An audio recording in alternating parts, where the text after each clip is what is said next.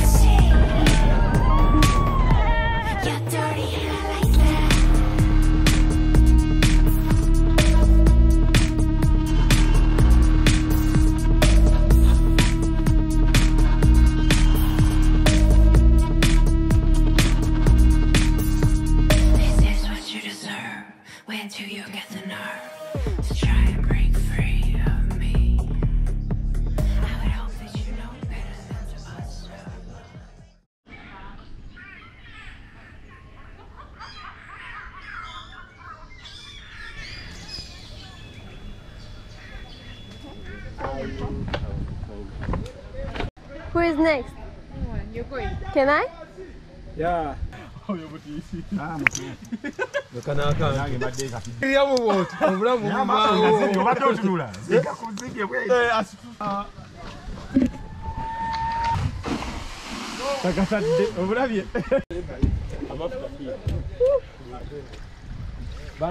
Cross your legs. Okay, like this. And you're going to cross your arms. Arms. Like this. Yeah.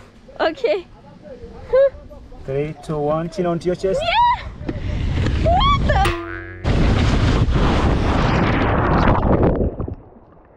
Go. Hey, you're tough. My ass. Your ass. Without water now.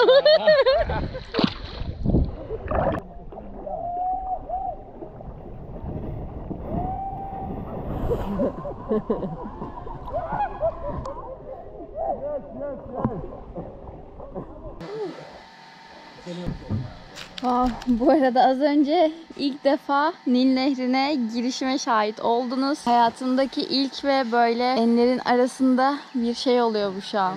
Düşünsene, bir tane öyle bir aralar yola çıkmış, ne olacağını bilmemiş bir kız yol nerelere kadar uzanıyor ve kendini Afrika'daki Nil Nehri'ne girerken buluyor bir anda. Nil Nehri Afrika kıtasının 1/10'ini kapsıyor, havzaları, ve birçok ülkeden geçerek 6650 kilometre boyunca uzanan bir nehir. Meşhur Nil Nehri'nin şu anda kıyılarındayım. Ya böyle işte şeylerde falan biz bu konuları işlerdik. İlkokulda, atıyorum işte ortaokul, lise, her neyse. Ne zaman işliyorduk bunları çok da hatırlamıyorum. Zaten okulu da lise 2'de bırakmıştım. Konuları işlenirdi böyle, işte Nil Nehri, coğrafya falan. O zamanlardan adını duyduğum bir nehir burası ve şimdi tam olarak kıyılarındayım ya. Gerçekten yaşam çok acayip.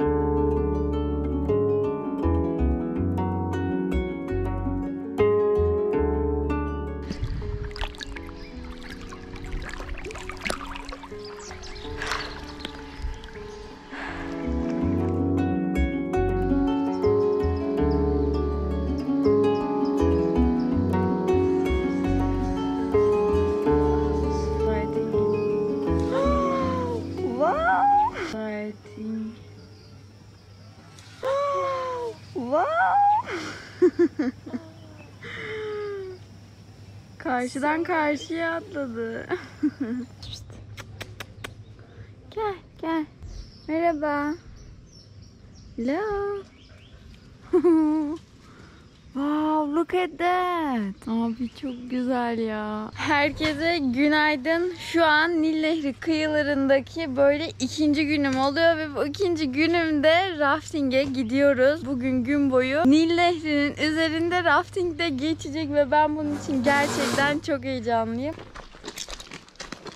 Şimdi ben size detaylarıyla şu anlık anlatmayacağım. En son bu işler bittiği zaman videonun sonunda hani buralara gelmeyi ve rafting yapmayı düşünüyorsanız detaylarıyla videonun sonunda size anlatacağım. Nil Nehri gerçekten hani böyle çılgın suları olan kuvvetli bir nehir. Bakalım heyecanlıyım ve korkuyorum. Yani böyle timsahların, hipopotamların falan olduğu bir nehir burası. Ama tabii ki bizim olduğumuz bölgede onlar yokmuş. Derin sularına gömüleceğiz, çıkacağız. Neler olacak neler. Bakalım.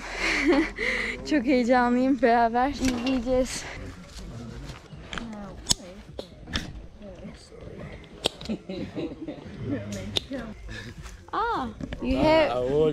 Your t-shirt is Turkey and Istanbul. I'm from Turkey, you know. Did you read before your t-shirt? Is it from Turkey? Is he from Turkey? Yeah. I'm also from Turkey. We look pretty same, huh? Huh? It's okay. Here?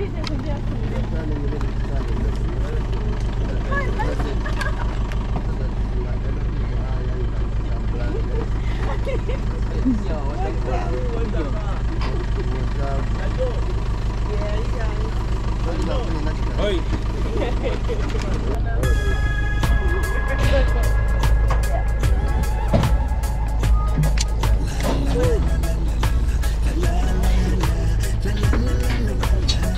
Dedi bize.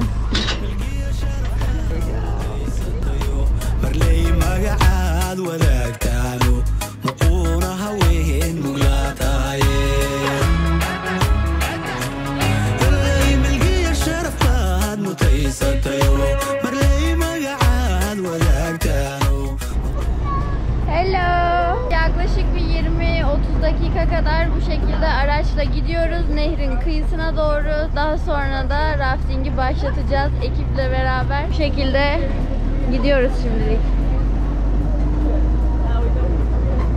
Hello.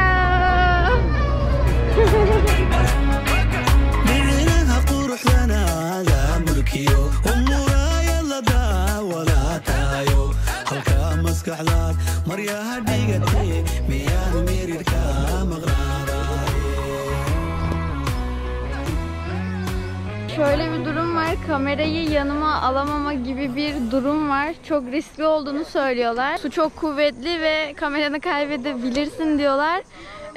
Ama yine de bilmiyorum, bir yerlerime tıkıştırmaya çalışacağım ve yanıma almak istiyorum. Nasıl olacak? Ne kadar video çekebileceğim? Size bunu ne kadar aktarabileceğim bilmiyorum ama elimden geldiğince deneyeceğim. So Isaac has the pocket, yeah? Isaac? I can try here for a while, then I can give him. You're gonna lose it. Okay, you try for the flat, Yeah. but for the rapid, don't try to give it to them. Yeah. Guys, you're gonna follow that raft down here. That is a bit heavy, so still you can help me down if you feel strong. You take for me this pineapple. Oh, yeah. Okay. Botlar nehre indiriliyor. Bu noktada başlayacağız. Yaklaşık böyle 4-5 saat kadar suyun üzerinde rafting yapacağız. Böyle bazı yerler çok yoğun dalgalı olurken bazı yerlerde sakin bir su olacak. Bu yolda seçeneklerimiz varmış. Bize bağlı olarak kolay, normal zorlukta ya da çok zor olan yolları seçebiliyoruz. Burada ayakkabılardan ayrılıyoruz.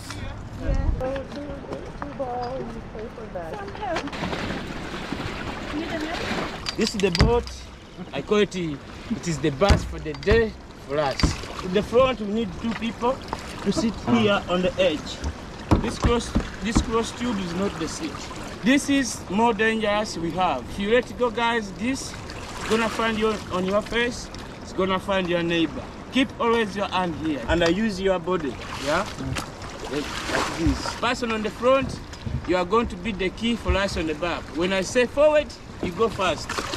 Yeah, for us we follow you. 1, 2, 3. I go backwards. You, a swimmer, stay pushing rope down.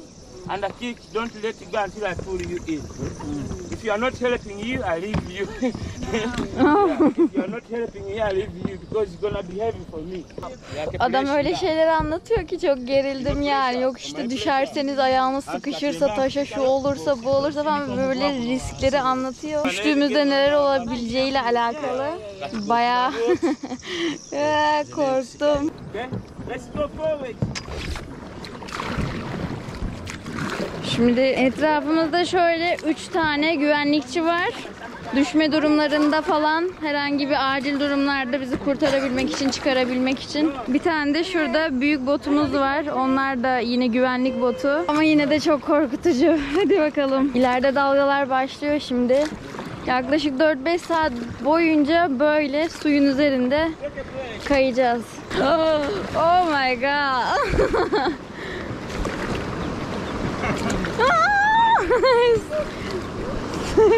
Here we go. Woo!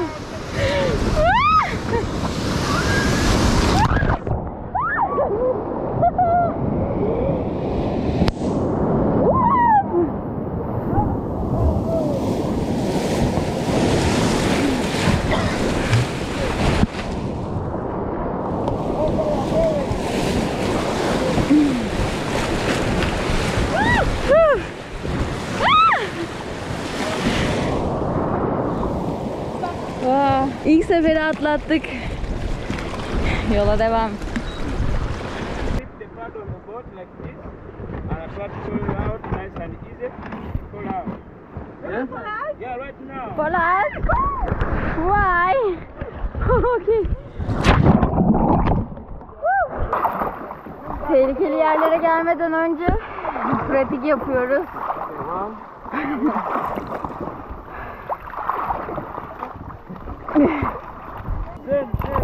Sen, come here.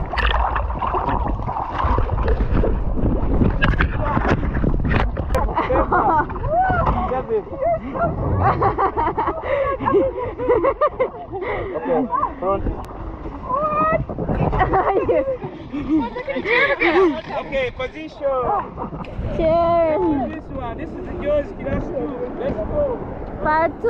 Wow.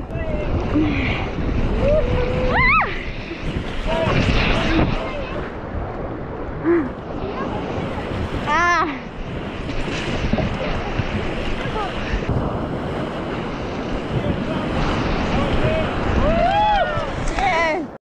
Şimdi şöyle çok böyle derin bir şelale var.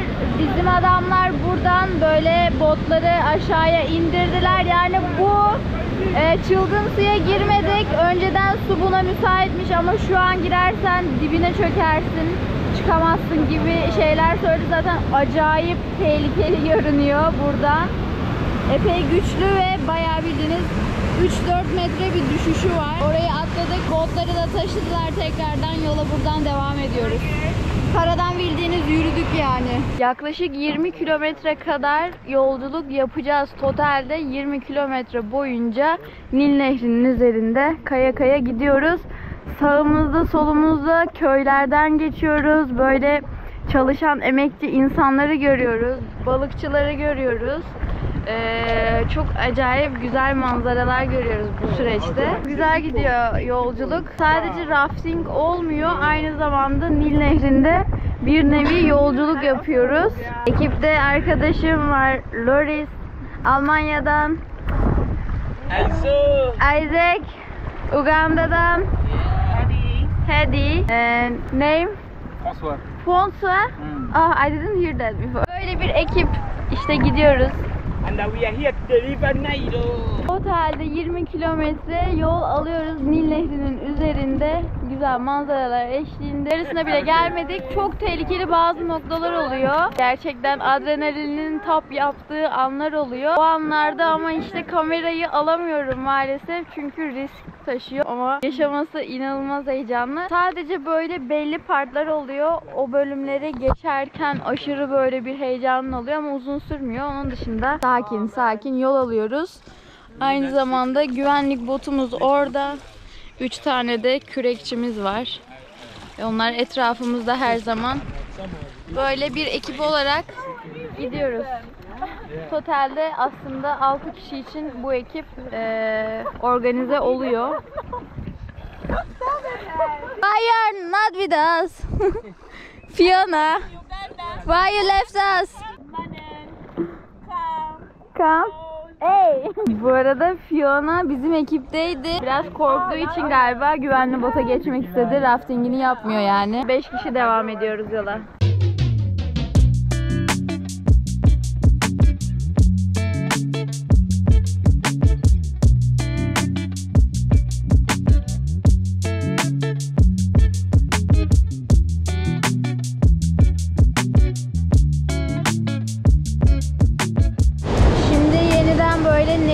Aşırı coştuğu bir yere geldik.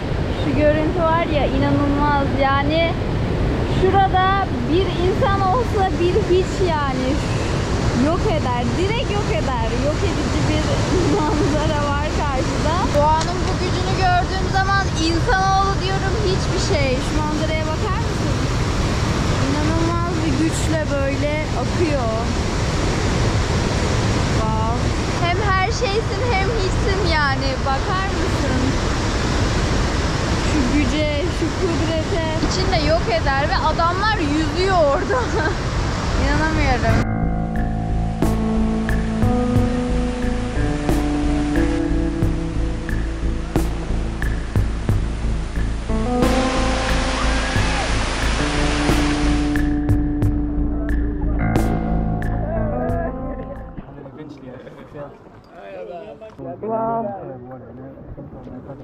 Wow.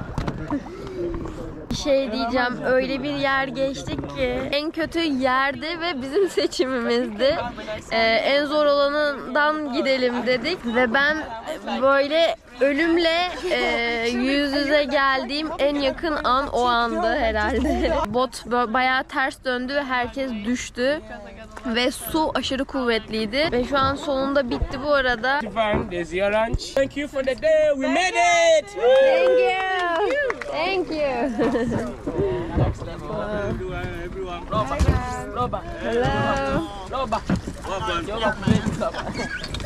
Tur sonunda bitti. Şu son kısımda baya böyle en kötü bir bölüm vardı. İnanılmazdı. Şu an kulaklarım, burnum, her yerim zaten tıkalı. Kendime gelebilirsem tam şu an bitti bu arada. Çok şiddetli bir yer vardı. Orada tamamen hepimiz devrildik. Bot tamamen devrildi. Suyun içine girdik ve o suya kapıldık. Yani ben kapıldım. Ben sadece kendimi biliyorum. Diğerleri de düştü tabii ki ama benim maalesef orada unutmuşum. Suyun içine düştüğümüz zaman ayaklarımızı böyle karnımıza çekmemiz gerekiyor bu şekilde ki o da sizi yukarıya kadar taşıyor. Suyun yukarısına taşıyor. Ben suya kapıldım ve böyle nefesim falan tükendi artık. Hani tam yukarı çıkacak gibi oluyorum. Aşağıya giriyorum. Tam diyorum çıktım. Yok çıkmıyorum falan. En son böyle dedim galiba ölüyorum. Nefes alamadım. Bütün ciğerlerime sular doldu. Dedim Nurgül ölüyorsun şu anda.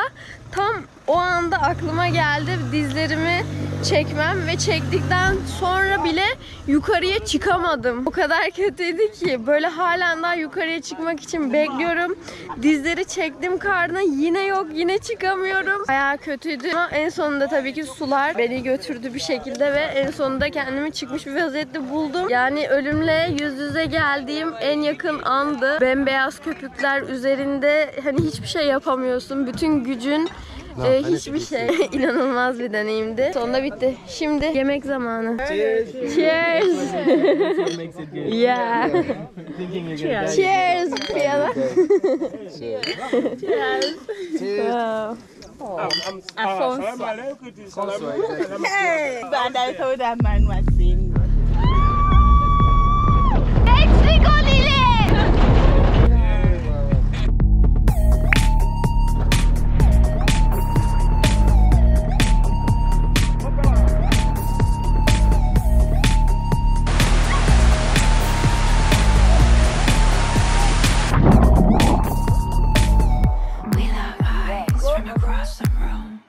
And I feel like I'm about to explode.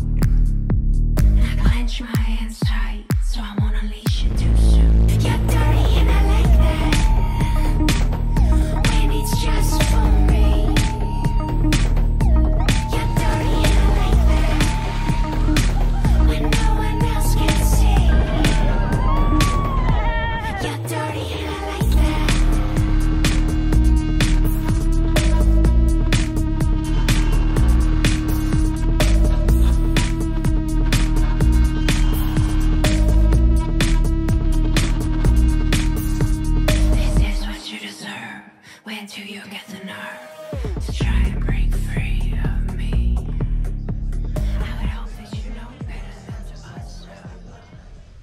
Yeniden ertesi günden hepinize selamlar. Dün öldüm dirildim. Onun üzerine böyle cennette bir gün yaşıyorum. Galiba belki de gerçekten öldüm, bilmiyorum. Güzel bir his gerçekten. Dünyanın çok büyük bir su kaynağı aslında bu ve onun kıyılarında olup da o ruhu hissetmek anlatılmaz, yaşanır. Dilerim siz de bu ve bunun gibi çok daha güzel deneyimleri yaşarsınız. Bildiğim kadarıyla şimdiye kadar en kutsal sayılmış olan nehir, Nil Nehri, bayağı havzası geniş, bağlantısı büyük, dünyamızın üzerinde güzel bir noktaya sahip. Victoria Gölü'nden başlayan bu Nil Nehri, Tanzanya, Uganda, Kenya, Etiyopya, Sudan, Mısır derken böyle bir sürü ülkelerden geçerek, yani diyebiliriz ki Victoria Gölü'nden başlayan Nil Nehri ta Mısır'a, Mısır'dan Akdeniz'in sularına kadar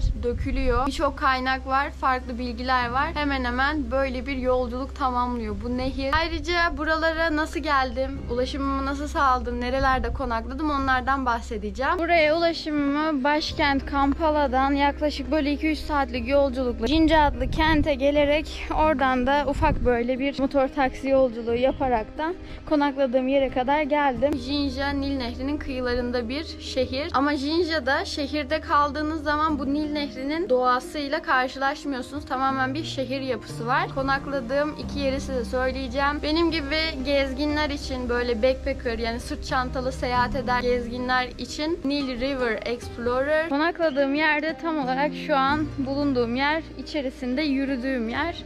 Burası tamamen o bahsettiğim mekana ait. Buradan şimdi nehrin kıyısına doğru iniyorum. Geceliği tabi paylaşımlı odalarda $12 ödeme yapıyorum. Kahvaltı dahil. Ya da bir aile olarak ya da çift arkadaş olarak geldiyseniz, şu anda konakladığım yer adı tam neydi? Blacklander mı?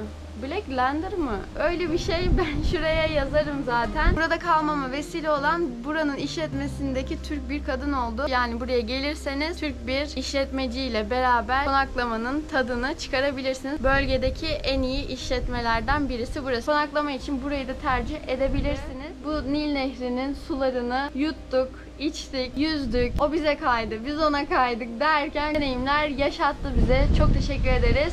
Yarın Nil Nehri'nden ayrılıyorum. Bir sonraki konumuma doğru yola çıkıyorum. Bu video buraya kadar olsun o zaman. Diğer videolarımda görüşmek üzere. Kendinize çok iyi bakın. Hoşça kalın. Bye bye.